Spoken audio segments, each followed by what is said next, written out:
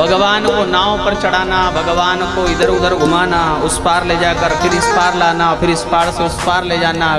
लखन ने बीच में टोका भी कि भैया क्या कर रहा है, हमको उस पार उतरना, ये बार बार राउंड क्यों लगा रहा है। बोले केवट आप हो या मैं? बोले तू। यदि आप हो तो आप चप्पू ले चलाओ, बैठो इधर, आप लगाओ पार, किधर लगाना है।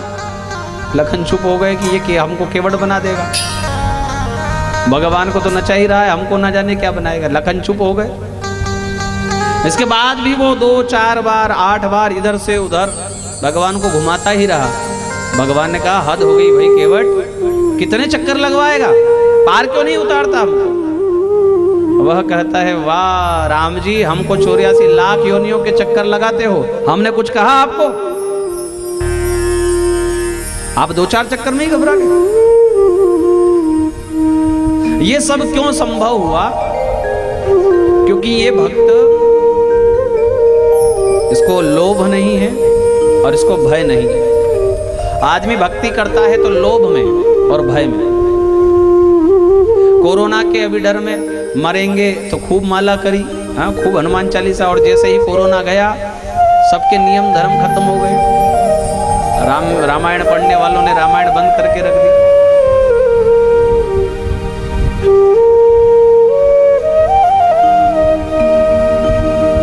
कोई लॉटरी निकलने वाली हो तो खूब भगवान का नाम चलता है मन में, है इसमें से आधा आपका, हाँ मंदिर बनवा दूंगा। लालच से और भय से भक्ति करने वालों को भगवान कृपा तो करते हैं, किंतु ऐसी कृपा नहीं करते जो केवट पर की, ऐसी कृपा नहीं करते जो ध्रुव पर की।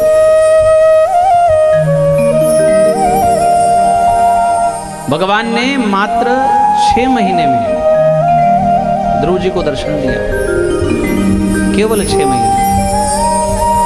प्रतिमास उनकी जो तपस्या बढ़ रही थी और वह तपस्या ऐसी स्थिति में पहुंच गई कि श्वास को भी जीतने वाले हो गए ध्रुव जी, महत्त्व को प्राप्त हो गए। इसलिए संसार का ही श्वास रुक गया और भगवान को दर्शन देना पड़ा।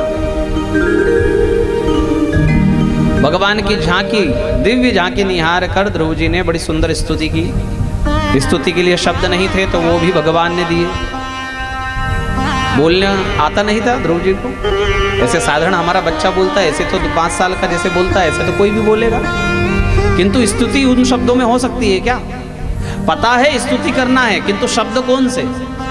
पढ़े कहाँ? 5 साल का बच्चा कहाँ पढ़ने जाएगा? कौन से गुरु जी से पढ़ने जाएगा?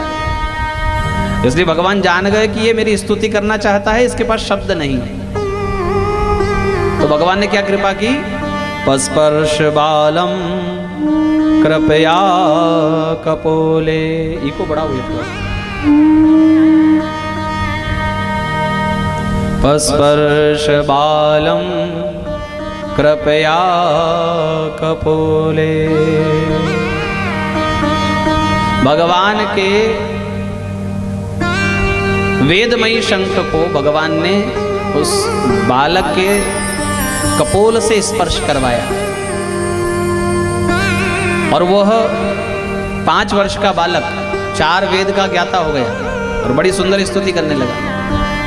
योऽन्तः प्रविश्य मम वाचमिमां प्रसुप्ता संजीवयत्यखिल शक्तिधरः स्वधाम्ना अन्यांश्च हस्तचरण श्रवणत्वगादीन् प्राणान्नमो भगवते पुरुषाय तुभ्यः। आप ही मेरे अंदर प्रवेश करके मेरी सोई हुई वाणी को जगाते हैं। अच्छा, ध्रुव जी की ही वाणी को नहीं, हमारी वाणी को भी जगाने वाले कौन है? माँ के गर्भ में हाथ पैर चलाने की शक्ति तो थी, सुनने की शक्ति तो थी, किंतु बोलने की शक्ति थी क्या? कोई बच्चा अंदर से बोलता है क्या? किसी डॉक्टर ने सुना है क्या? उसको बोलने की शक्ति नहीं होती। तो उसको आवाज कब आती है? जब वह माँ के गर्भ से बाहर आता है, तब भगवान कृपा करके उसको वाणी प्रदान करते हैं। जो बच्चा आवाज ना करे ना, डॉक्टर उसको रुलाते हैं, नहीं रोए तो मार कर रुलाते हैं। और तब भी ना रोए तो क्या कहते हैं कि बच्चा तो हुआ किंतु बोल नहीं पा रहा। कई बच्चों को हमारे पास लोग आते हैं, कई बच्चे ऐसे भी होते हैं जो बचपन में नहीं बोल पाए, आवाज ना हो, पत्रिका लेकर आते हैं। कोई 5 साल में बोलने लगता है, कोई 3 साल में बोलने लगता है। एक बालक तो आया था, उसके पिताजी लेकर 9 साल में बोला वो भगवान की कृपा से। ये वाणी देने वाले कौन है? भगवान है। और उनकी वाणी और उन्हीं को ना सौंपी जाए तो हमसे बड़ा कोई कृतज्ञ हो सकता है?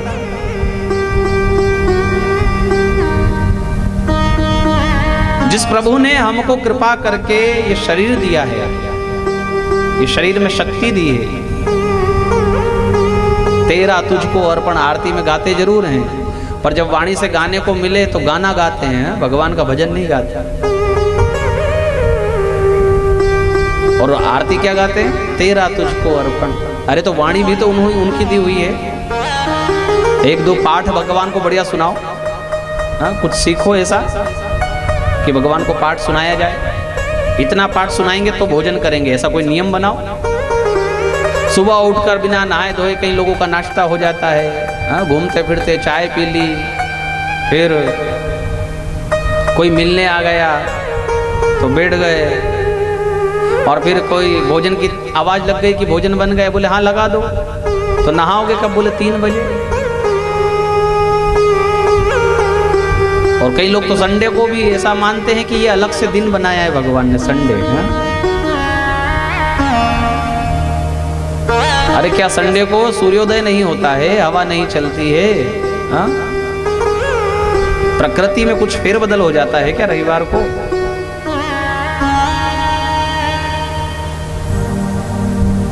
ऐसा नियम होना चाहिए कि बिना नहाए ना तो रसोई घर में जाएंगे ना मंदिर में जाएंगे, बिना नहाए कुछ खाएंगे नहीं।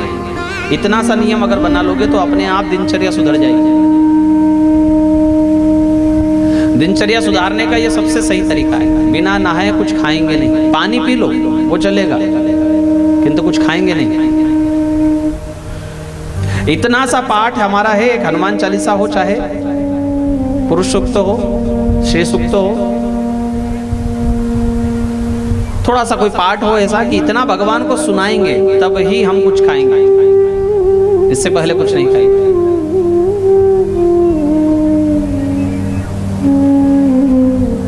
इतनी दिव्य स्तुति भगवान की करते हैं कि आपने मेरी सोई हुई वाणी को जगाया है प्रभु। मेरे हाथ पैर मेरी पलकें भी झपक रही है ना, तो वो आपके कारण, क्योंकि आप प्राण रूपी परमेश्वर मेरे अंदर विराजमान है। कल आपको बताया ना कि शव में भी 20 तत्व होते हैं, किंतु चैतन्यता प्राण जो अंतःकरण चतुष्टय लेकर अंदर प्रवेश करता है, ये प्राण रूपी परमेश्वर जब तक है तब तक ये शिव है, और जब ये इकारस से ईश्वर निकल जाएगा तो ये शव हो जाएगा। शिव में से इकार निकल जाए, इकार से ईश्वर, ईश्वर सर्वभूतानां, ये इकार अगर निकल जाए तो वो शव हो जाएगा, लाश हो जाएगा। और यही प्राण अंदर है, तब तक हम बोल रहे हैं, खा रहे हैं, चल रहे हैं। तो जिनके कारण चल रहे हैं, जिनके कारण बोल पा रहे हैं, कुछ उनको भी तो समर्पण किया जाए।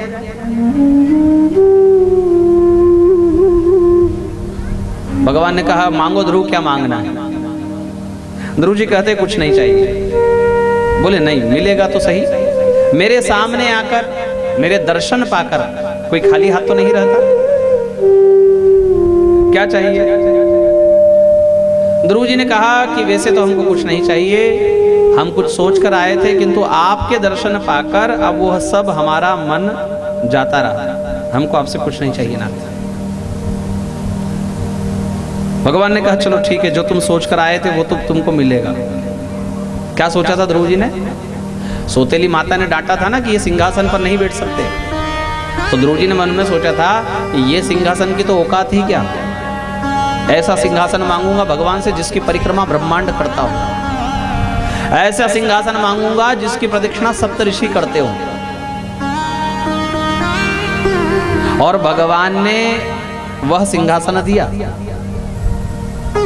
ना केवल वह सिंहासन दिया, अपितु क्या कहा, मेरी इच्छा ऐसी है कि तुम 36,000 वर्षों तक इस पृथ्वी का शासन करो। यहां से अभी तुम जब जाओगे ना ध्रुव, तो तुम्हारी सौतेली मैया और तुम्हारे पिताजी तुम्हारा स्वागत करेंगे, तुम्हारा राज्याभिषेक होगा, और मेरी कृपा से 36,000 वर्ष तक तुम इस पृथ्वी का एक छत्र शासन करोगे, और इसके पश्चात तुम्हें मृत्यु नहीं आएगी। मौत के सिर पर पैर रखकर तुम मेरे धाम को आओगे। उत्तर दिशा में मेरे सामने तुम्हारा ऐसा आसन होगा जहां से तुम मेरा दर्शन कर पाओगे, और सप्त ऋषि तुम्हारी प्रदक्षिणा करेंगे। कितना सोच कर आए थे और कितना मिला, इस संसार का भी सुख और परलोक का भी सुख।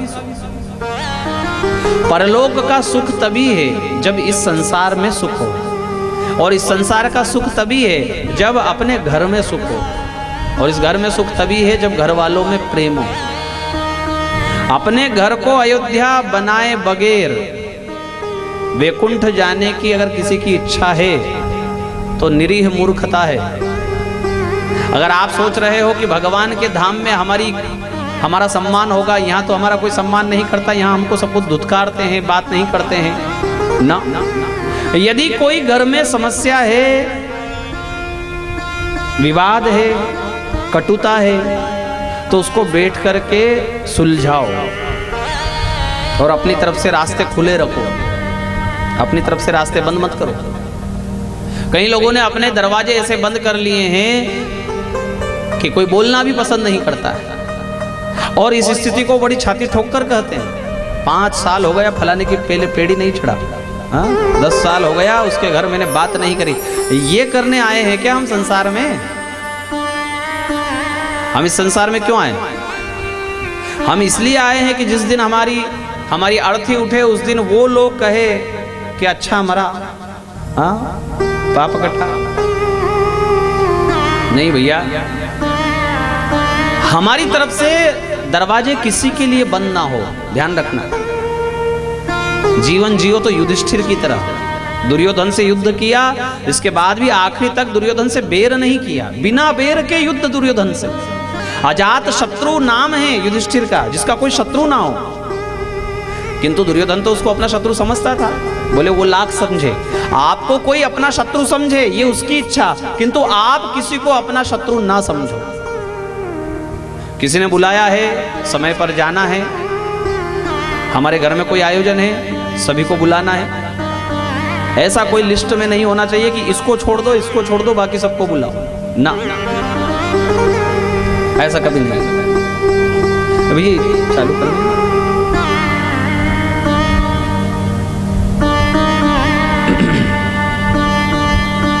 अजात शत्रु। जीवन में सब होता है, देखो ऊंच नीच, लाभ हानि, अच्छा बुरा। सम्मान होगा तो अपमान भी तो होगा, अपमान नहीं होगा तो सम्मान की कीमत क्या? नीम का कड़वापन ना हो तो मिठाई की कीमत कौन करेगा? दुख का तमाचा ना लगे तो सुख की छाया, उसका अनुभव कैसे होगा? इसलिए सब तरह के लोग होते हैं दुनिया में, कोई आपको पसंद आएंगे, कोई नहीं आएंगे, किंतु फिर भी अपना दरवाजा बंद ना करो। एक भगवान को मना लेने से पूरी दुनिया मान जाती है। ध्रुव जी को देखो, सौतेली माँ डांटती थी, सौतेली माँ चाहती नहीं थी, किंतु सौतेली माँ ने स्वागत किया। क्यों? क्योंकि भगवान को मना लिया ध्रुव जी ने। कहते हैं जड़ के पोषण से वृक्ष अपने आप हरा भरा हो जाता है, अलग अलग पानी नहीं देना पड़ता, पत्ते को, तने को, शाखाओं को ऐसे पानी देना पड़ता है पौधे में, केवल जड़ को ही पानी दो। और इस संसार की जड़ का नाम है नारायण। गीता जी क्या कहती है? ऊर्ध्व मूलम अधः शाखा। एक नारायण को प्रसन्न करने से संसार अपने आप प्रसन्न हो जाता है। इसलिए भजन उनका, और किसी में वैर भाव ना हो, सब में अपने कृष्ण का, अपने नारायण का दर्शन हो। निज प्रभुमय देखिए जगत के ही सन करई विरोध। जब अपने ही प्रभु के रूप में पूरा जगत दिखेगा तो विरोध कैसे होगा?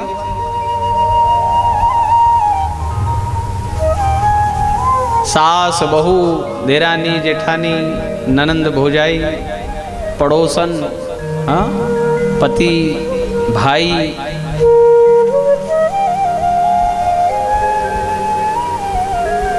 कई लोग कहते हैं कि हमारी बनती नहीं है। यदि वो जिनसे बने नहीं उसमें भगवान को देखने का अभ्यास कर लो तो फिर कहो कि हमारी इनसे बनती नहीं है। ऐसा संभव ही नहीं। जिसमें नारायण का दर्शन हो, जिसमें प्रभु का दर्शन हो।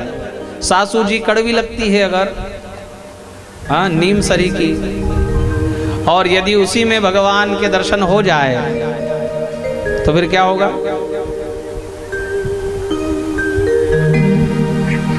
ध्रुव जी का स्वागत और उनका 36,000 वर्ष तक का शासन, भगवत धाम के दर्शन, ये बहुत सुंदर कथा है। ध्रुव के पुत्र हुए अंग, अंग के पुत्र हुए वेन, वेन की जंघा के मंथन से निषाद और बाजू के बंधन से भगवान पृथु का प्रादुर्भाव हुआ। बोले पृथु भगवान की जय।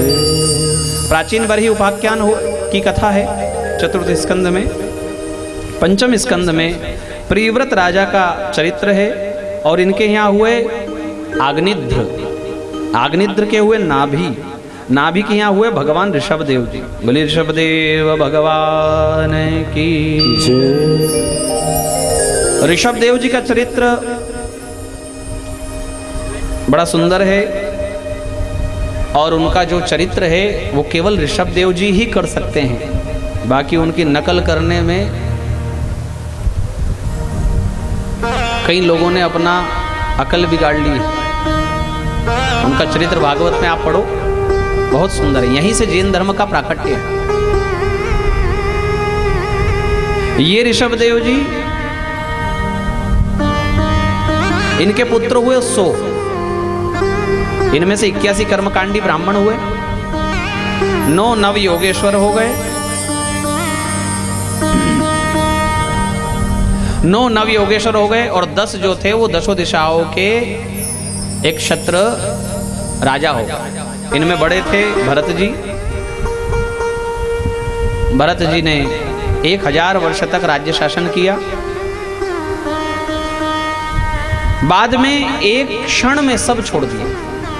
1000 वर्ष तक सिंहासन संभालने के बाद एक दिन इतना सा विचार मात्र आया, कब तक बैठे रहेंगे इस कुर्सी पर, कब तक ये सब देखते रहेंगे। तुरंत उन्होंने सब छोड़ दिया, पत्नी, बच्चे, राजपाट। नेपाल में, अखंड भारत की ये कथा है, नेपाल में जो गंडकी नदी है वहाँ उन्होंने अपनी कुटिया बनाई और वहीं भगवान के लिए जप करते थे, तपस्या करते थे। एक दिन मन में भाव आया कि देखो मैंने 1 मिनट में, 1 पल में ही सब छोड़ दिया, मेरे जैसा कोई त्यागी होगा? ये अहम भाव आया तो क्या दिखा, सामने एक हिरण पानी पी रही है नदी में और हिरण जो थी गर्भिणी थी। सिंह का गर्जना हुई, 5 प्राणों का जोर लगाकर हिरण ने छलांग लगाई। डर गई हिरण सिंह की गर्जना से और उसका गर्भ स्राव हो गया जल में। बच्चा जो था वो जल में गिर गया, हिरण तो मर गई और वो बच्चा डूबने लगा। तो भरत जी ने सोचा कि माला कर रहा हूं, माला बड़ी है या किसी जीव को बचाना बड़ा है। तो यहां तक तो ठीक था, उसको बचा लाए, उसको किनारे पर छोड़ा। फिर विचार किया कि यदि इसको मैंने छोड़ दिया तो इससे बड़े हिंसक जीव इसे खा जाएंगे। बेचारा, इसकी मैया भी मर गई है और ये भागना भी अभी नहीं जानता है। जरा ये चलना फिरना भागना जान जाए तब इसको छोड़ देंगे, तब तक इसको अपने पास रखें। उसकी सेवा करने लगे, उसको कोमल कोमल दूर्वा लाकर खिलाने लगे, उसको स्नान करवाते, उसके सिर पर, शरीर पर हाथ फेरते, उसको पास में लेकर सोते। धीरे धीरे उसमें इतना मोह हो गया कि जो राजा अपने बच्चों में नहीं उलझे, अपने राजपाट में नहीं उलझे, वो हिरण में उलझ गए। बड़ा होने पर भी हिरण को साथ ही रखा, छोड़ा नहीं उसको, और उसी में मन लगा रहा। अंतिम समय में हिरण की ही याद करते करते हिरण की योनि को पाया। प्रारब्ध से, पूर्व जन्म के तपस्या से हिरण की योनि में सब याद था उनको कि मैंने कैसे हिरण की योनि को पाया, मैंने बहुत गलत किया और अब ये जीवन को मैं व्यर्थ नहीं जाने दूंगा। एक दिन वेद मंत्रों का उच्चारण सुनते हुए उन्होंने अपनी नासिका को गंडकी नदी में डुबोया, हिरण योनि में, और आत्मघात किया। अब ये हिरण का शरीर छूटा तो तीसरे जन्म के रूप में ब्राह्मण कुल में आए, सबसे छोटे बेटे हुए, नाम हुआ अभी भी भरत। पहले भी भरत था, राजा थे तब, और अभी भी हुआ भरत।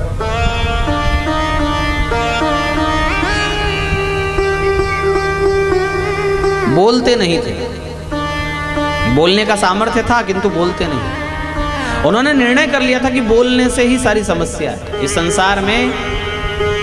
किसी को बुरा बोलो तो दुश्मनी निभाओ, किसी से मीठा बोलो तो मित्रता निभाओ, इसलिए बोलो ही मत। पिताजी ने सोचा कि कोई बीमारी है, कोई रोग है, डॉक्टर को बुलाया, वैद्य को बुलाया, बहुत प्रयास किया उसको ठीक करने का, किंतु अब बीमारी हो तो ठीक हो ना, बीमारी तो थी ही नहीं। भाई कोई सोया है तो उसको जगाना आसान है, किंतु केवल कोई चादर ओढ़कर ही पड़ा है, उसको कैसे जगाओगे? इसलिए नहीं बोले भरत। माता पिता तो चले गए, बड़े भाइयों ने, भौजाइयों ने लालन पालन किया, और कपड़ा भी ठीक से नहीं पहनते, बाल नहीं बनवाते, नाखून नहीं बनाते, लटियां पड़ जाती, बहुत शरीर मेला और दुर्गंध आती थी। कमर में केवल चिथड़ा लपेटते, बार बार नया कपड़ा लाकर देते उनको और वो फेंक देते। ऐसा क्यों करते थे? ताकि लोग मुझ में मन ही ना लगाए, मुझे पागल समझे, और इसीलिए उनका नाम था भरत। आगे लगा दिया गया जड़, तो क्या हो गया? जड़ भरत, पागल है। संतों का संग करते, मन ही मन भगवान का भजन करते, किसी को किसी कार्य के लिए मना नहीं करते। एक बड़ा गुण था उनका। बच्चों को ये शिक्षा देनी चाहिए, कोई भी हो, माता पिता कुछ कहे या घर में कोई दूसरा कुछ कहे, उनके होठों से ना शब्द नहीं आना चाहिए। ये शिक्षा बच्चों को देनी चाहिए। ना कर पाए वो दूसरी बात है, किंतु होठों से ये शब्द नहीं निकले कि नहीं करना। हाँ, बड़े कोई कुछ कहे, जा जरा बेटा पानी पिला, तो नहीं। हाँ, कई घरों में हमने देखा नहीं, छोटे छोटे बच्चों को ऐसा सिखाया, नहीं, मुंह पर मना कर दे। अभी से वो नहीं कर रहे हैं, फिर तो वो आपको सही कर देंगे जब बड़े होंगे। इसलिए शिक्षा बच्चों को ऐसी दी जाए कि नकार किसी काम के लिए उनके होठों पर ना आए। कई माताओं के होठों पर ना होता है। घर में कुछ अच्छे काम के लिए पति कहे, घर में बच्चे कहे कुछ अच्छा, कई माताएं ऐसी होती है घर में, बहू नहीं ऐसा नहीं करना, हर काम में ना। पहले सुनो, समझो, समय दो उसके लिए, कुछ विचार करके वास्तविकता में गलत हो तो मना करो। कई माताएं ऐसी होती है, ना ना ना ना, इतना हमने देखा ऐसे कई घरों में, खूब भगवान ने संपत्ति दी थी तो भी ना ना ना करते करते वो वहां नहीं हो गया, सब है ही नहीं अब कुछ। ऐसे प्रत्यक्ष हमारे सामने उदाहरण है। इसलिए माताओं के होठों पर, क्योंकि मां अन्नपूर्णा है, घर की स्त्री क्या है? अन्नपूर्णा है, उनके होठों पर ना नहीं होना चाहिए।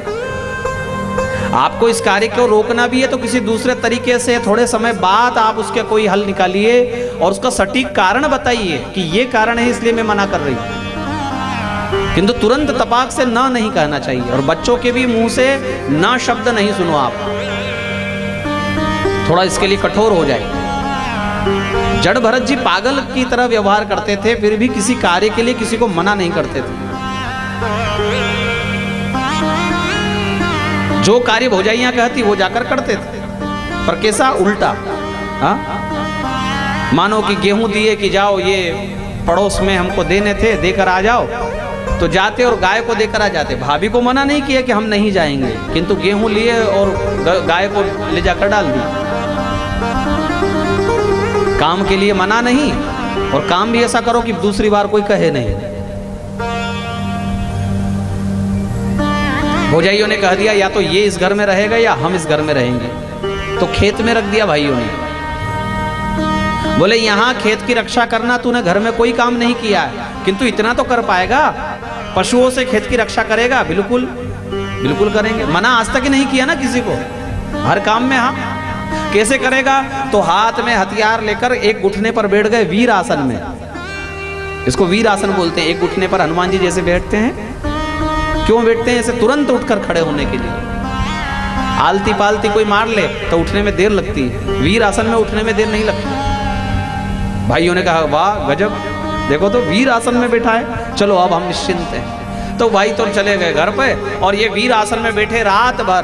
पर रात भर पशु अंदर आ रहे हैं तो उनको आने दिया, करुणा भरी दृष्टि से उनको देखते रहे कि वाह क्या भगवान ने इनकी व्यवस्था की है, चलो आज मेरे कारण इनको सबको खाने पीने को मिल जाएगा। राम जी की चिड़िया, राम जी को खेत। एक ही रात में पूरा खेत चौपट कर दिया। सुबह भाई लोग आए तो उनको कुछ नहीं मिला। बहुत डांटा भाइयों ने, और तू लायक नहीं है हमारे, तेरी भाभियां सही कहती है, अरे तेरे कारण माता पिता मर गए, पर तुझे बात समझ में नहीं आई, आज से तू यहाँ नहीं रहेगा, जा हम तुझे छोड़ते हैं, स्वतंत्र छोड़ते हैं। और यही चाहते थे जड़ भरत जी कि मुझे स्वतंत्र छोड़ा जाए, तभी तो मैं भजन कर पाऊंगा। जैसे ही भाइयों ने कहा कि हम तुझे स्वतंत्र छोड़ते हैं, भागवत कहती है कि उसी समय उन्होंने आज तक जितना नुकसान किया था ज्यों का त्यों सामान सामने रख दिया। भाइयों को लगा कि ये तो कोई पहुंची हुई हस्ती है, इतना सब कुछ ये कैसे कर सकता है। किंतु अब तो बात हो चुकी थी, अब जड़ भरत जी को यहाँ रुकना नहीं था, निकल गए। कहाँ गए निकलकर? थोड़ा आगे बढ़े ही थे, इतने में डाकुओं ने पकड़ लिया। डाकुओं के सरदार ने मां जगदम्बा से प्रार्थना की थी कि मेरे घर बेटा होगा तो मैं नर बलि चढ़ाऊंगा मां जगदम्बा आपको। बेटा हुआ डाकुओं के सरदार के, इसलिए नर को ढूंढ रहे थे बलि चढ़ाने के लिए। अब इनसे अच्छा नर कौन? ऊंचा पूरा हट्टा कट्टा 6 फीट ऊंचा, देखने में पागल, चिथड़ा कमर में लपेटा हुआ, इनको पकड़ लिया।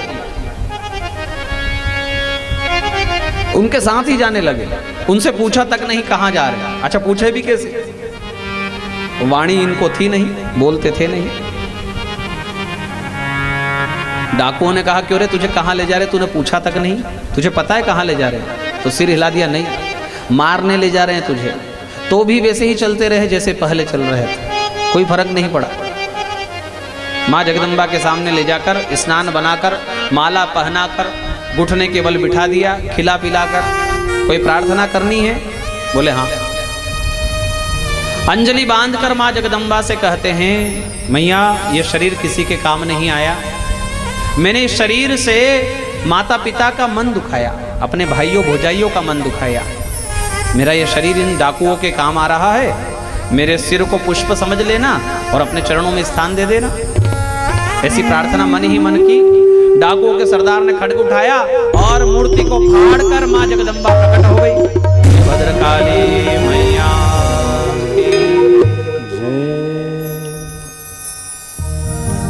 डाकुओं का सर धड़ से अलग कर दिया मैया ने, और गेंद खेलने लगी उनसे, उनके मुंडों से, और सिर पर हाथ फेरा जड़ भरत जी के और उनको विदा किया। अच्छा यहां से निकले, आगे गए तो आगे राजा रहुगण के 3 कहार थे, पालकी उठाने वाले। कहार चाहिए 4, आज है 3।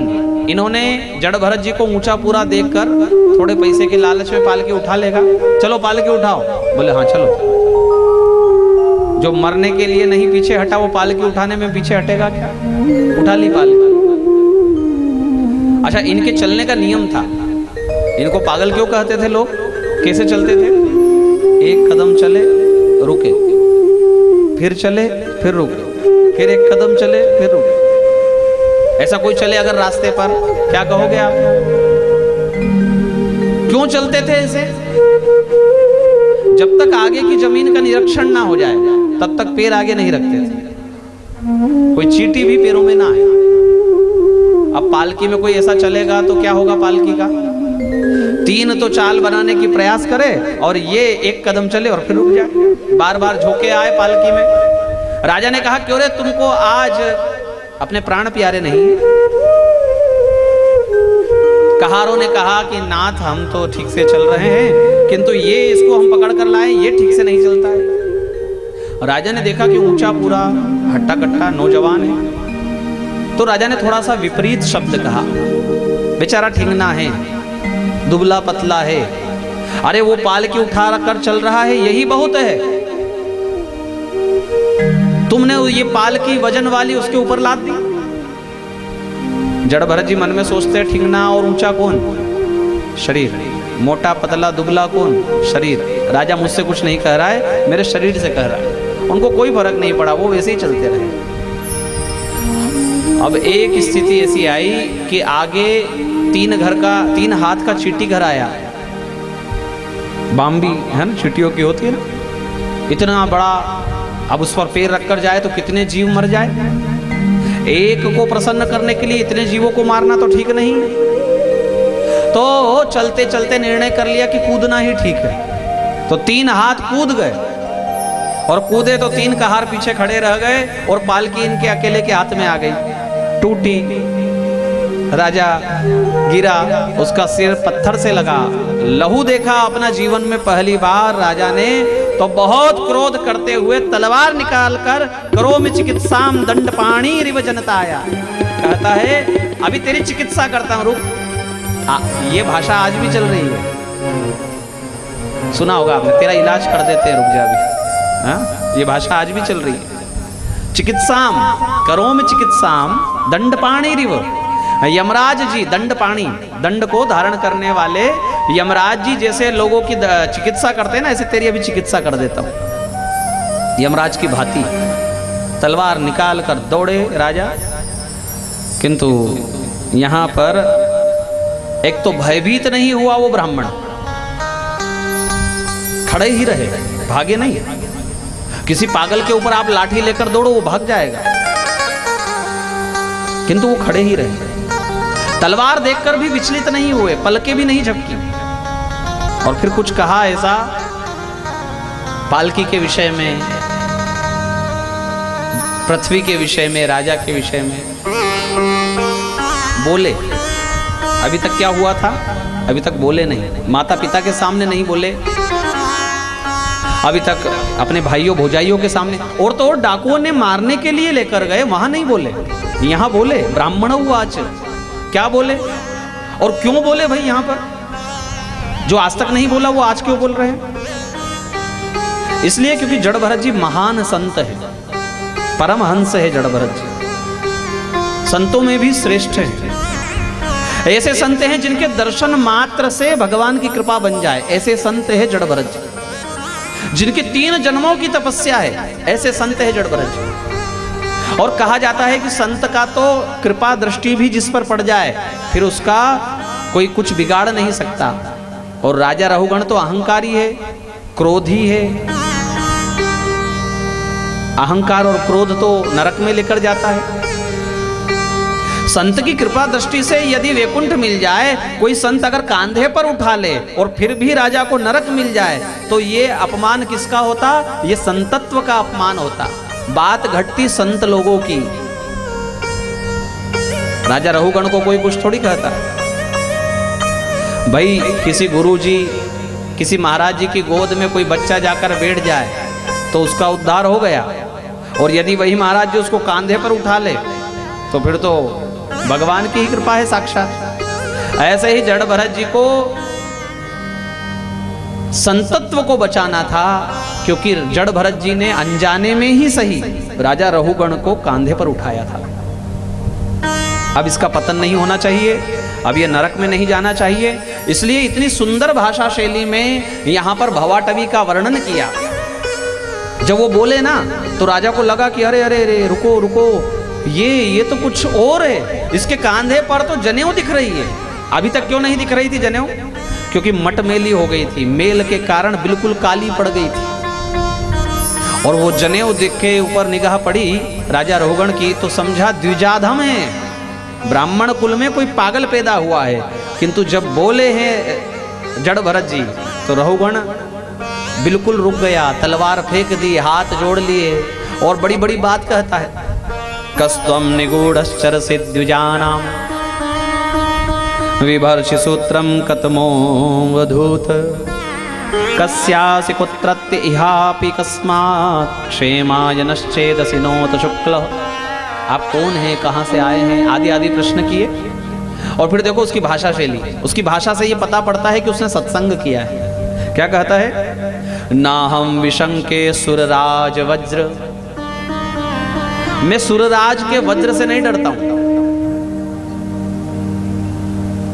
न त्र्यक्षशूलान न यमस्य दंडात, 3 आंख वाले भगवान पशुपतिनाथ के त्रिशूल से भी मैं नहीं डरता, न यमराज के दंड से मैं डरता हूं।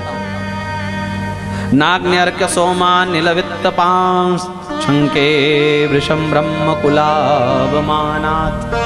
यदि मैं डरता हूं ब्राह्मण देवता तो केवल ब्राह्मण कुल के अपमान से। कितनी बड़ी बात कहता है।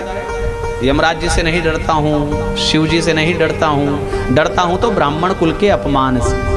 क्योंकि यमराज का दंड केवल मुझे मार सकता है, शिव जी का त्रिशूल केवल मुझे मार सकता है, किंतु ब्राह्मण कुल का अवमान मेरी 7 पीढ़ियों को राख कर सकता है, इसलिए मैं इनसे डरता हूं। ऊंची ऊंची उसने बात की। जड़ भरत जी कहते हैं कि तेरी भाषा से लगता है तूने सत्संग तो किया है। देखो सत्संग करने वाले, गुरु जी की सन्निधि में रहने वाले, ब्राह्मणों के साथ रहने वालों की भाषा में अंतर आ जाएगा, किंतु उन्होंने जो ज्ञान दिया है उससे उनके चरित्र में अंतर आया कि नहीं, ये देखने वाली बात है। कुछ अच्छा पढ़ोगे आप, अच्छे ग्रंथ पढ़ोगे तो आपकी भाषा बदल सकती है, किंतु उन ग्रंथों की कथाओं को आपने हृदय में उतारा या नहीं। जड़ भरत जी ने पकड़ लिया कि इसने भाषा तो बदल ली, किंतु इसने मन में नहीं उतारा, इन कथाओं को हृदय में नहीं उतारा। तभी तो 4 लोगों के कांधे पर बैठकर जा रहा है।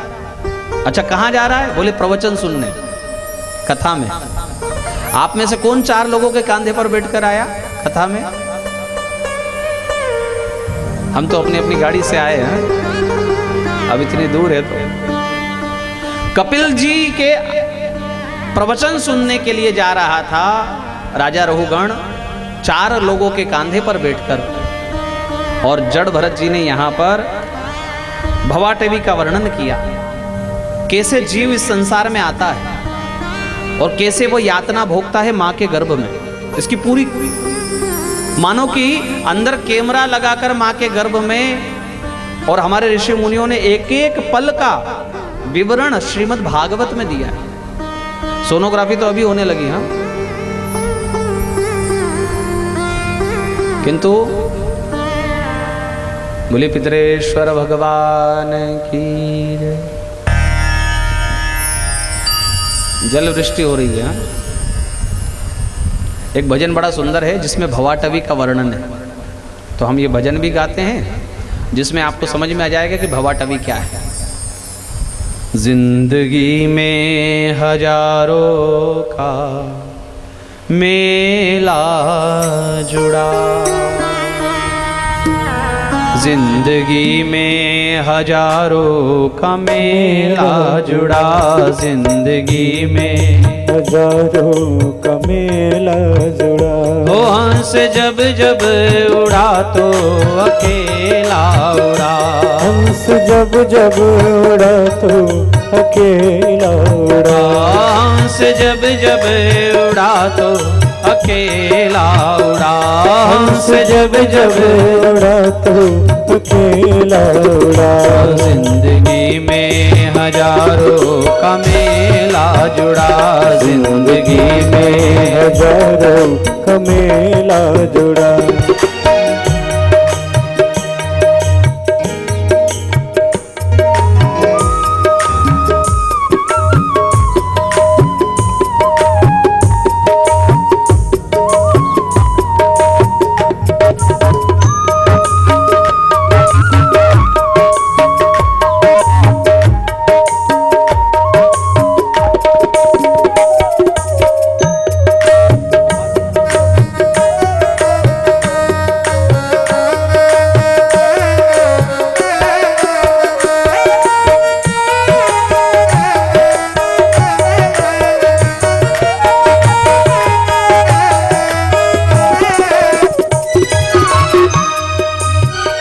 राज राजे रहे ना रानी रही। राज राजे रहे ना रानी रही।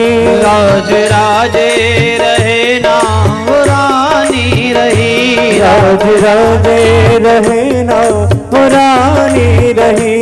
वो बचपन रहा ना जवानी रही। वो बचपन रहा ना जवानी रही। सिर्फ कहने को केवल कहानी रही। सिर्फ कहने को केवल कहानी रही। 4 दिन के लिए ये झमेला पड़ा।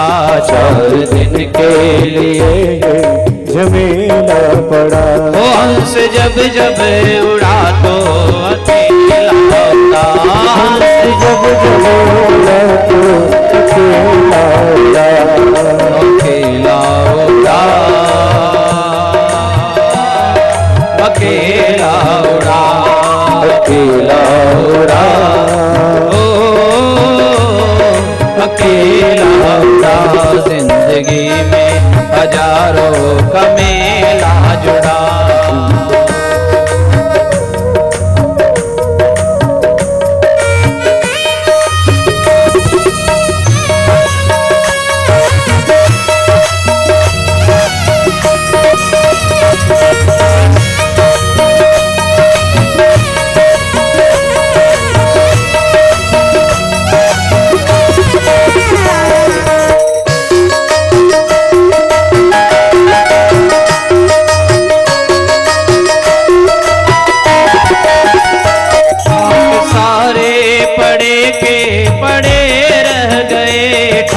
सारे पड़े के पड़े रह गए। हीरे मोती जड़े के जड़े रह गए।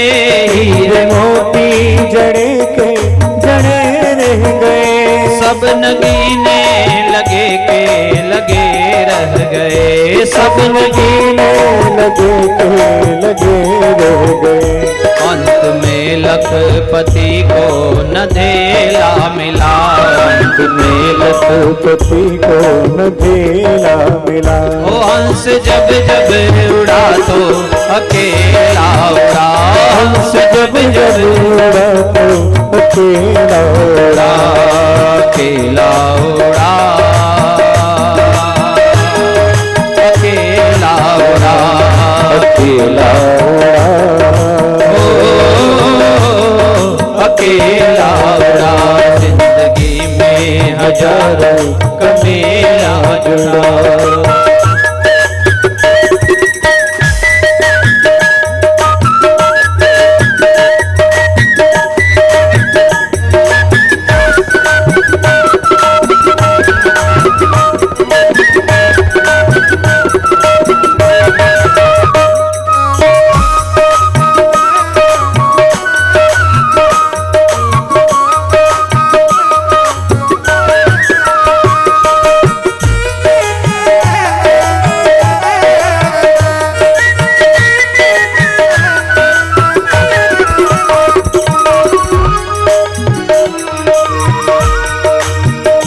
तेरा ये तन नहीं है किसी काम का।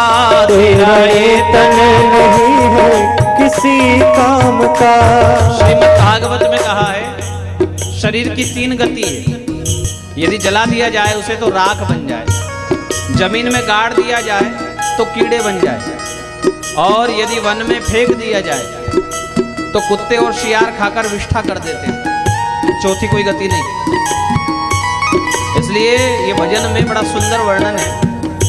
तेरा ये तन नहीं है किसी काम का। तेरा ये तन नहीं है किसी काम का।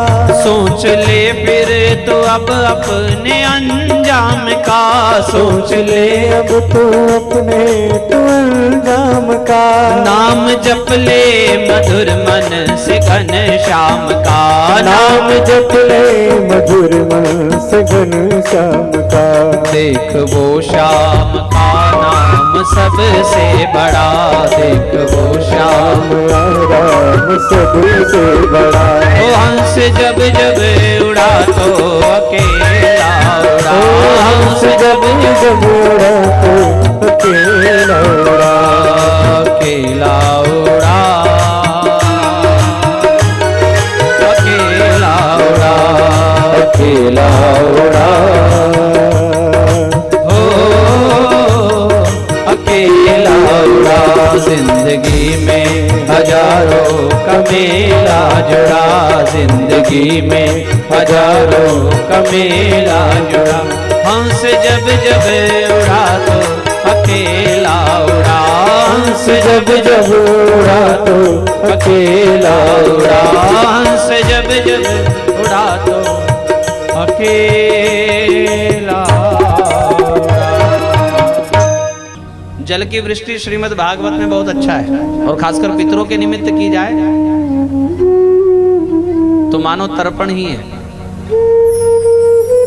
यहां भवाटवी के वर्णन के रूप में मैं आपसे चर्चा कर रहा था कि माताएं विशेष इस प्रसंग को पढ़ें, और देखो किस प्रकार से जीव, एक तो ये प्रसंग, और एक भगवान कपिल देव जी ने माता देवहूति स्कंध में गर्भगत बालक की स्थिति बताई है, उसका इतना प्रत्यक्ष अनुभव, बालक का क्या अनुभव हो रहा है और माता को क्या अनुभव हो रहा है, ये भागवत में पहले से लिखा हुआ है।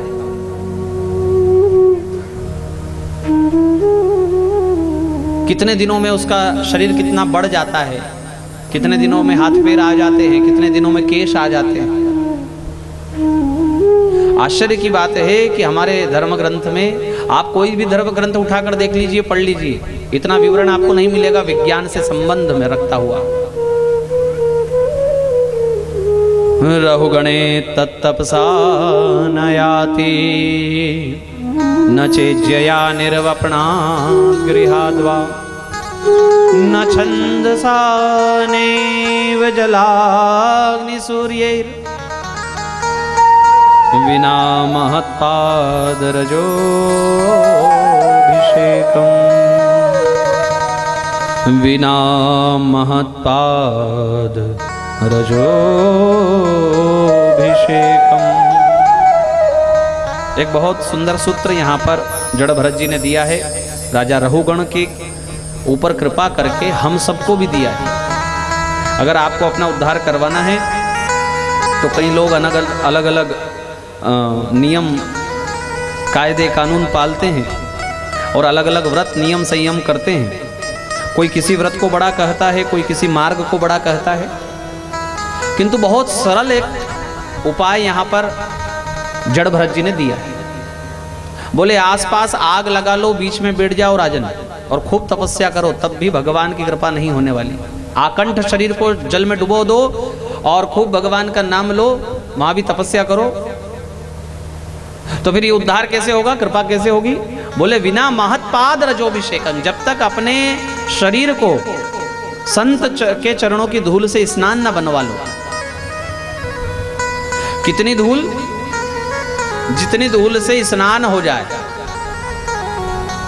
आध्यात्मिक जगत में स्नान दूसरा है और लौकिक जगत में स्नान दूसरा है। लौकिक जगत में धूल अगर शरीर पर चढ़ जाए तो लोग पानी की तरफ दौड़ते हैं, किंतु आध्यात्मिक जगत में धूल से ही स्नान बताया गया है।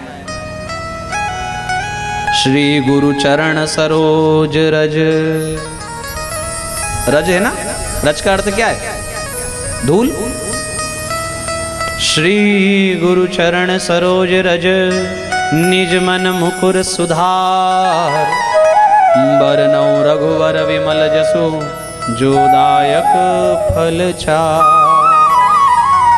ये धूल ही चारों फल को देने वाली है। कौन से चार फल? धर्म अर्थ काम मोक्ष। ये चार फल ही तो लेने मानव आया है, और ये चार फल केवल धूल से ही मिल जाए तो फिर दूसरे काम करना ही क्यों भैया? इसलिए कभी भी संत देखा नहीं कि उनके चरणों में लोट लगाई नहीं, ऐसा बना लो अपने आप। कोई ब्राह्मण, कोई संत, कोई महापुरुष देखा नहीं कि उनके चरणों में बिल्कुल गिर जाओ।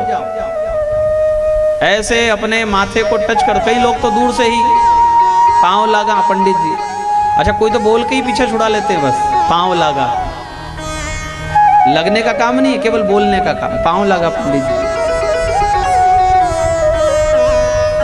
अच्छा कोई झुकने भी जाए तो घुटने तक झुके, घुटने में है दर्द तो क्या मिलेगा? पैरों में वास है नारायण का, हम पैर ही क्यों लगते हैं किसी के? सृष्टि वर्णन जो कल मैंने आपको सुनाया, एक पक्ष उसका मैंने थोड़ा बोला नहीं आपको, देखो आप समझ लो। कल मैंने आपको बताया तामसिक अहंकार से 10 तत्व है ना, आकाश आदि, राजसिक अहंकार से पंच ज्ञानेन्द्रिय पंच कर्मेंद्रिय, सात्विक अहंकार से अंतःकरण चतुष्टय, सात्विक अहंकार से इन 14 इंद्रियों के 14 देव भी आए, और बड़े सुंदर कारण है इनके। देखो समझो, किसका आपको सबसे पहले बताएं? कानों का। सबसे पहले कान बने थे ना, सात्विक अहंकार ने इनका देव दिया, और वो इनके देव हैं दिशाएं। कानों के देव कौन है? 10 दिशाएं। आप लोग पूजन करते हैं तो ऐसे करते हैं ना, प्राच्याम इंद्राय नमः, आग्नेयाम अग्ने नमः, 10 दिशाओं को नमस्कार। अब देखो कितना सटीक कारण है। लाउड स्पीकर की आवाज जा रही है, कोई हमको कृष्ण वाटिका में बोल रहा था कि आपकी कथा की आवाज आ रही है, उसको पता नहीं कथा कहाँ चल रही, पर उसने मन से कह दिया कि आपकी कथा हाइलिंग सिटी में चल रही है। कैसे? क्योंकि कानों के देवता है दिशाएं, उसने सुनकर ही बता दिया कौन सी दिशा से आवाज आ रही है। अब दूसरी इंद्रिय हमने आपको बताई थी त्वचा, तो इनके देव हुए वायु, है ना। हवा कैसी बह रही है आप नींद में भी बता दोगे, भरचक नींद में आप हो और आप कह दो कि रात में किसी ने पंखा बंद कर दिया था, हाँ आंख तो खुली है नहीं, फिर कैसे बता दिया? नेत्र हमने कल आपको बताए थे, तो नेत्र के देव हैं भगवान सूर्य। आंखें कितनी भी अच्छी हो, सुई में धागा पिरो दे ऐसी आंखें हो, पर अगर अंधेरे कमरे में खड़ा कर दिया जाए तो क्या होगा फिर उसका? इसलिए आंखों के देव है सूर्य। नासिका के देव हैं पृथ्वी, अश्विनी कुमार। पृथ्वी तत्व की तन मात्रा गंध को लेने के लिए जो नासिका ज्ञानेंद्रिय है, इनके देव है अश्विनी कुमार। अश्विनी और कुमार, नासिका में छिद्र 2 है तो ये देव भी 2 है, अश्विनी और कुमार। और जिह्वा 5वीं ज्ञानेंद्रिय, इसके देव है वरुण, रस। वरुण का शुद्ध अर्थ हिंदी में है जल, पानी। तो जिह्वा के देव कौन है? पानी, वरुण। इसीलिए कोई भी क्या कहता है, जीभ में क्या आ गया? खाने की बात करें तो क्या आ गया जीभ में? हाँ, पानी अपने आप आ जाता है, उसका वहां से संबंध है। आप एक एक देवता को ठीक से समझिए, बड़ा साइंटिफिक रीजन है, अकारण कुछ भी नहीं है। जिह्वा के देवता है वरुण, आगे कथा आएगी। अच्छा ये अगर नहीं समझोगे ना आप, तो आगे की कथा में आप समझ नहीं पाओगे, केवल कोरी कथा रह जाएगी, मतलब इतिहास। जैसे राजाओं महाराजाओं का इतिहास है, मुगल कालीन आदि आदि, ऐसे ही भागवत केवल इतिहास ही रह जाएगी। यदि आपने ये देव प्रकरण नहीं समझा तो आप आगे की कथाओं में मन नहीं लगा पाओगे। इसलिए एक एक चीज को याद रखना। जिह्वा के देवता है वरुण, पानी। ये पंच ज्ञानेंद्रियों के देवता मैंने आपको बता दिया। अब पंच कर्मेंद्रियों, पैर के देव है नारायण। यहीं से हमने चर्चा शुरू की थी। ये विषय क्यों निकाला हमने? क्योंकि पैर क्यों छूते हैं किसी के? पैरों में किसका वास है? नारायण का। मानव के पैरों में उनके जो देव हैं वो है नारायण, और इसीलिए लोगों को पैर ही छुआ जाता है। नाक लागू किसी के ऐसे बोलते हैं, पांव लागू ऐसे ही बोलते हैं कि आपके आंख लागू, ऐसा कोई कहता है? हाथ मिलाने की परिपाटी हमारे यहाँ है क्या? कई लोगों को हाथ मिलाने की बीमारी हो गई, उनको ये भी नहीं पता कि चलो ठीक है हाथ भी मिला रहे तो किससे मिलाना है और किससे नहीं मिलाना है। कई लोग तो व्यासपीठ पे ऊपर आते हैं ना, भागवत जी का पूजन करने, तो हाथ मिलाते हैं हमसे। लाओ बताओ, कोरोना ने बता दिया हाथ मिलाओ नहीं, हाथ जोड़ो। पैर के देव है नारायण। अच्छा पैर क्यों छूते हैं? क्योंकि नारायण के प्यासे हैं हम। हम नारायण से बिछुड़े हैं। और इस संसार का, इस प्रकृति का, इस ब्रह्मांड का ये नियम है, ये सिद्धांत है कि जो चीज जहां से बिछुड़ती है उसी को ढूंढती है। देखो उदाहरण के लिए, एक पत्थर उठाओ जमीन से और पूरे बल के साथ ऊपर फेंको, कहां से उठाया था आपने, तो वो कहां आकर मिलेगा।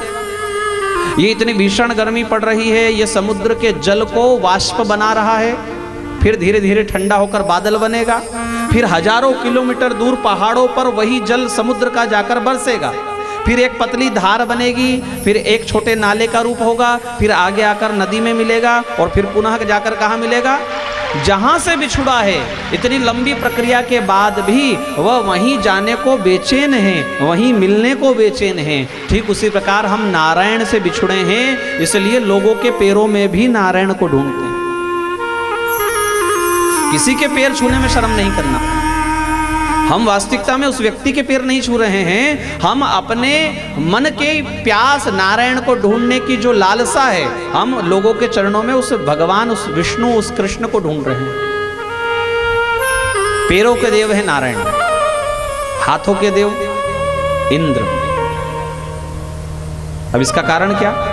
इसका कारण यह है, इंद्र है राजा, राजा का काम है प्रजा की रक्षा करना, और अगर कोई एकदम से कोई आपको मारने आए या कोई वस्तु आपके ऊपर गिरे तो आपके बचाव में कौन सा अंग सबसे पहले आगे आता है? आपके हाथ अपने आप। पड़ रही है सिर को, पर हाथ अपने आप ऊपर आ जाएंगे। हाँ, पड़ रही है कमर को, पर हाथ अपने आप आगे आ जाएंगे। क्या सटीक कारण है। देखो ऐसे ही आपके मुख द्वार के, जो कि 17वां तत्व है, इसके मुख द्वार के देवता है अग्नि। खाए हुए को भस्म करने के लिए अग्नि इसके देव हैं। और मूत्र द्वार के देव हैं प्रजापति, प्रजोत्पत्ति हेतु। और मल द्वार के देव हैं यमराज। ये 10 इंद्रियों के 10 देव मैंने आपको गिनाए। और अंतःकरण चतुष्टय, मन, चित्त, बुद्धि और अहंकार, इनके भी देव है। मन के देव है चंद्रमा। जिस प्रकार से चंद्रमा घटता बढ़ता है, ऐसे मन भी घटबढ़ करता रहता है, पल में यहाँ पल में वहाँ। हाँ? चित्त के देव है नारायण, इसलिए स्वीकृति देने वाले सत्ताधारी जो हैं इस सृष्टि के, वो भगवान नारायण। बुद्धि के देव है ब्रह्मा जी। हंस पर बैठते ना, हंस दूध पी लेता है, पानी छोड़ देता है, ऐसा कहा गया है। मतलब विवेक। आप जहां बैठे हो, जिस सभा में बैठे हो, जिन लोगों के बीच में बैठे हो, वहां से आपको क्या लेकर उठना है ये आपके ऊपर है। कचरा हो तो वहीं छोड़ दो, और अच्छा कुछ हो तो ले लो। यही तो हंस का प्रतीक है, विवेक। इसलिए बुद्धि के देव है ब्रह्मा जी, और ब्रह्मा जी को हंस का वाहन इसीलिए दिया गया है। अहंकार के देव हैं शिव। भोलेनाथ किसके देव हैं? आपके अहंकार के अधिष्ठात्र देव हैं शिव। अगर ज्यादा घमंड हो जाए ना किसी चीज पर, अपने किसी खूबी पर, अपनी किसी उपलब्धि पर, अपने किसी ऐसे कर्म पर अहंकार हो जाए, घमंड हो जाए, तो भोलेनाथ जी का पूजन करो। भोलेनाथ जी आपके अहंकार को गला देंगे, पानी बना देंगे। भगवान भोलेनाथ जो कर सकते हैं ना, कोई नहीं कर सकता। धन्य, सोच भी नहीं सकते हम। देखो एक ऐसा विषय है जो आप सब जानते हैं। वो कथा में जो धनुष है ना, राम जी ने तोड़ा है। आप जरा विचार करो कि किसी धनुष को तोड़ने की प्रतियोगिता होती है क्या? आज भी धनुष को लेकर के प्रतियोगिता चलती है। ओलंपिक में गेम्स होते हैं, तो वहां इसलिए बुलाया जाता है लोगों को कि आओ और धनुष को तोड़ कर जाओ। हाँ, आपने देखा होगा सामने एक गोला बना होता है, उसमें बीच में एक छोटा गोला, इसमें बाण आप चलाइए, इसमें मारिए, निशाना लगाइए, आपका सटीक निशाना लगेगा तो आप जीत गए। यही है ना, धनुष बाण से यही सिद्ध किया जाता है। ऐसी और एक प्रतियोगिता हमारे इतिहास में है अर्जुन की, जिसने उस धनुष को उठाकर उस पर बाण चढ़ाकर मछली की आंख को बींध कर उसने द्रौपदी को जीता है। ऐसी ही प्रतियोगिता होनी चाहिए थी जनक की सभा में। आओ, शिवजी का धनुष उठाओ, उस पर बाण चढ़ाओ और कहीं निशाना लगाओ और सीता जी को जीत लो। किंतु वहां कैसी अटपटी प्रतियोगिता थी वो? आओ धनुष पर प्रत्यंचा चढ़ाओ और इसे बीच में से तोड़ दो। कभी इस पर विचार किया कि ऐसी प्रतियोगिता क्यों थी? जब वह धनुष इतना वजनदार था, 300 पहलवान उसको खींचकर लाते थे, उठा नहीं सकते थे। 300 पहलवान के द्वारा खींचा जाता था वो धनुष, तब जाकर के वो सभा में आया था। इतने बड़े धनुष को उठाकर उस पर अगर कोई राजा बाण चढ़ाकर और निशाना लगाता, तब भी तो समझ में आता कि हाँ ये शक्तिशाली है। तो ये अटपटी प्रतियोगिता रखी क्यों कि उस पर प्रत्यंचा चढ़ा और उसको तोड़ दो बीच में से, तब आप सीता जी को जीतोगे। अच्छा बताओ, ये धनुष किसका है? शिव जी का है ना? ये कौन सा धनुष है, जरा इस पर विचार करो आप। ये वो धनुष है जिससे भगवान शिव ने ऐसा कार्य सिद्ध किया जो त्रिलोकी में कोई नहीं कर पाया, भगवान नारायण भी नहीं कर पाए। त्रिपुर नाम का एक दैत्य जो 3 पुरी में रहता था, 3 घर में, उसको मारने को कोई जाता था तो वो कौन से घर में है कि पता ही नहीं पड़ता। आपके 3 घर हो और आप कहां वास कर रहे हो और दुश्मन आए आपको मारने और खाली हाथ चले जाए, यहां तो है ही नहीं भैया, वो तो कोई दूसरे घर पर। सबको उसने पागल बनाया। भगवान शिव ने इसी धनुष पर एक ही साथ 3 बाण चढ़ाए धधकते हुए, और एक ही बार में उसके 3 पुरों को जलाकर नष्ट कर दिया। तो भगवान त्रिपुरारी कहलाए। शिव जी का एक नाम त्रिपुरारी क्यों पड़ा? क्योंकि त्रिपुर नाम का दैत्य ऐसा जिसको कोई नहीं मार पाया, उसको इसी धनुष से भगवान शिव ने समाप्त किया। अब देखो मजे की बात तो यह है कि वो जब जीत लिया शिव जी ने, तो वो धनुष को लाकर कहां रखा? अपने घर में। भाई अपनी चीज है तो कहां रखोगे?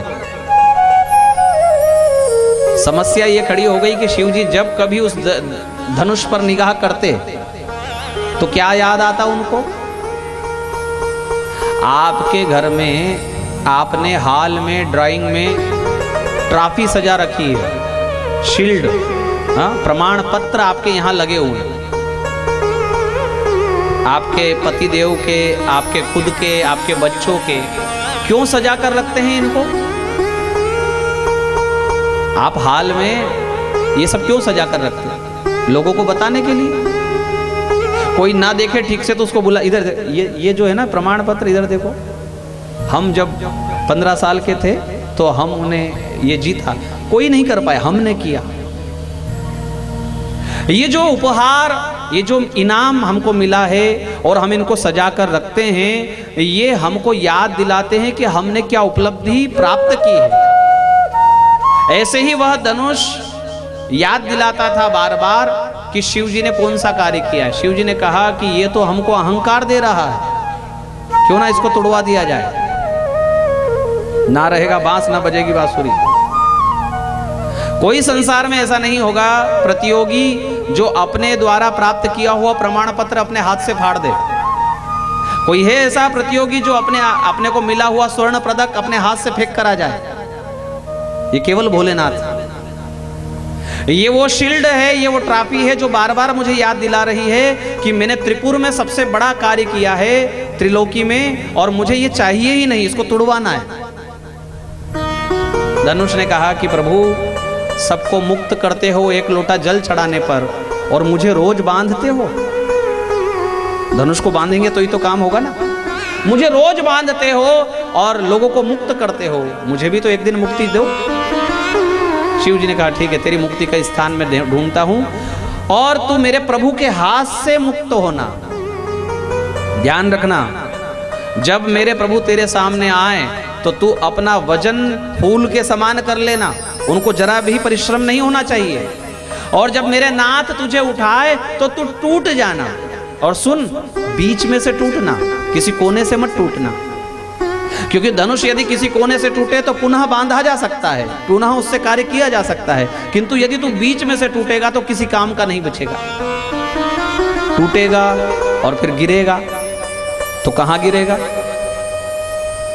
धनुष ने पूछा आप ही बता दो कहां गिरना है। बोले उनके ही चरणों में गिर जाना, उनके चरणों से बढ़कर के कोई दूसरा स्थान नहीं है यदि किसी को गिरना भी है।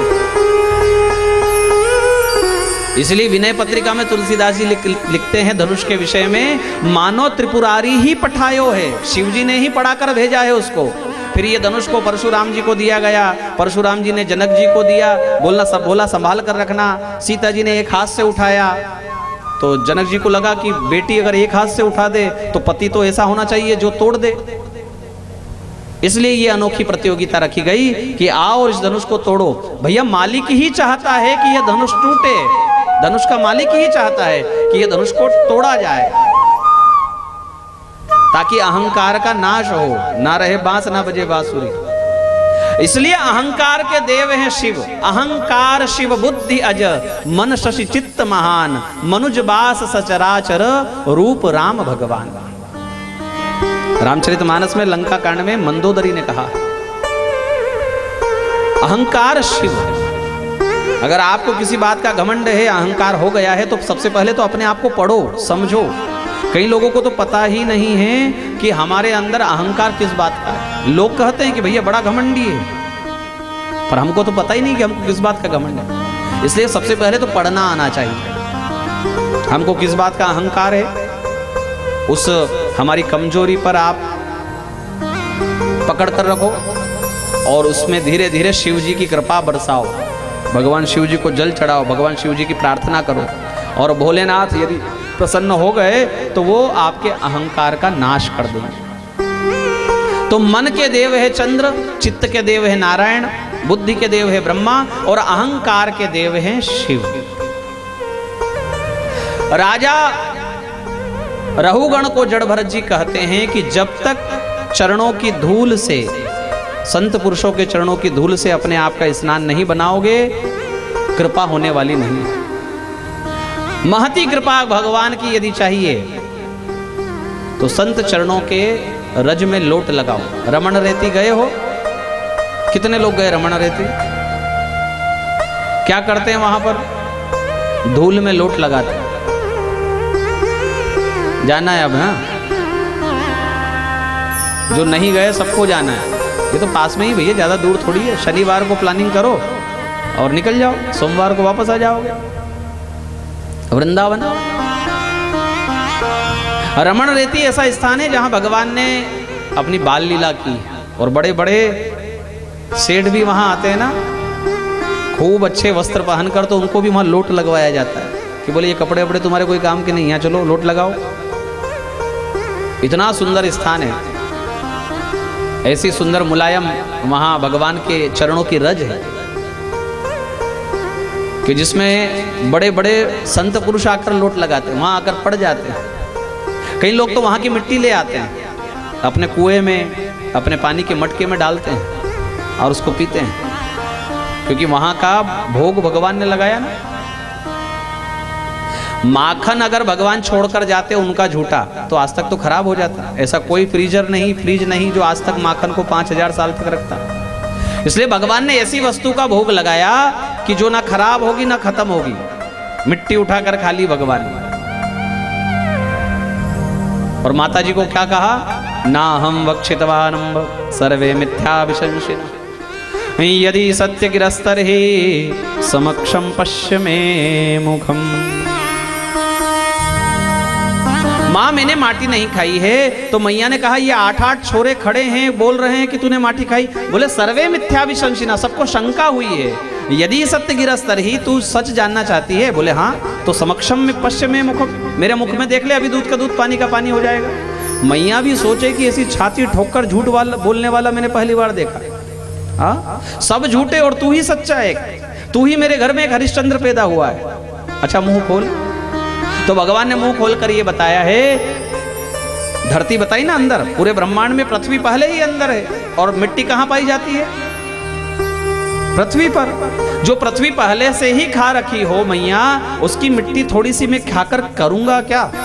हाँ, पूरा का पूरा हमने रसोई घर ही निकल रखा है, तो एक एक रसगुल्ला खाकर हम क्या करेंगे? और दूसरा भाव भगवान का कि हम कुछ करते ही नहीं मैया, हमको कुछ करना ही नहीं, कर्तापन का अभिमान ही नहीं। ये रज ऐसी है जिसको लोग अपने पानी के मटके में लाकर डाल दो आप और पीते रहो पानी। भगवान की भोग लगाई हुई उस रज का। ब्रज नाम ही उसका इसलिए ब्रज, उसको ब्रज क्यों कहते हैं? वृंदावन का ब्र और रज का ज, वृंदावन से ब्र निकाला और रज से ज निकाला, दोनों को जोड़ दिया तो हो गया ब्रज। उसका नाम ब्रज इसलिए ही पड़ा क्योंकि वहां रज का महत्व है। हरिद्वार में गंगा जी का महत्व है, बद्रीनाथ में भगवान बद्रीनाथ का जी का महत्व है, रामेश्वरम में भगवान रामेश्वरम का महत्व है। ऐसा तीर्थ स्थान जहां धूल का महत्व है वो है ब्रज, रमण रेती, जहां धूल की महिमा है, जहां संत पुरुषों के चरणों की रज की महिमा है। इसीलिए बार बार लोग ब्रज जाते हैं। हाँ, मीराबाई ने तो कहा ना, बार बार बुलाते हो कृष्ण। अब तो यहीं बस जाने को मन करता है। गिरिराज तलहटी रहने का, अब वृंदावन में रहने का इरादा कर लिया, इरादा कर लिया।